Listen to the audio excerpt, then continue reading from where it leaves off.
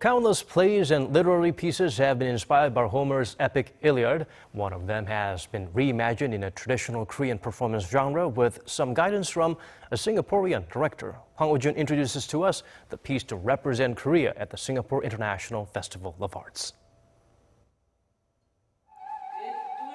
The Trojan Women follows the fates of the women of Troy after their city has been sacked and their husbands killed, and they are about to be taken away as slaves. Now, the story is being retold with a Korean twist in a new production that relies on Changgeuk, a traditional genre similar to what could be thought of as Korean opera. This production of the Trojan Women premieres here at the National Theatre of Korea's Daloreum Theatre on Friday night. The show, presented in collaboration with the Singapore International Festival of Arts, distinguishes itself from other modern Changgeuk productions via its minimalist approach.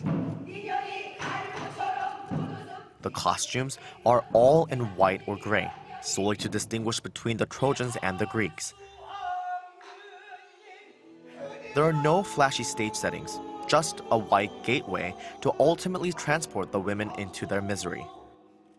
Right, because you can never show war, you cannot show dead bodies around on stage, you cannot show the devastation. So everything is imagined in the minds of the audience. And so we need to hear the words, but I also believe very much that the less we put on stage, the clearer we can imagine. Ong says it's the breaking of the human voice that gives pansori its haunting beauty, enabling the characters to deliver the strong emotions demanded by the play.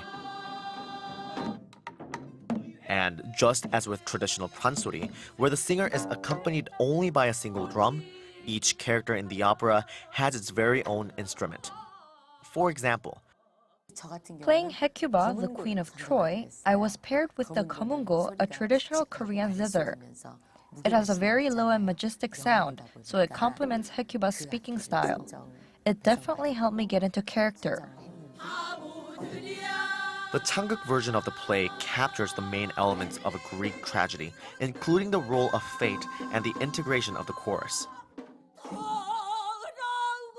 But more than anything, the emotions stirred by the rawness of the voices on stage culminate into the essence of Greek tragedy, catharsis. The production will run until November 20th and is also set to be presented at the Singapore International Festival of Arts next year. Hwang Hojun, Arirang News.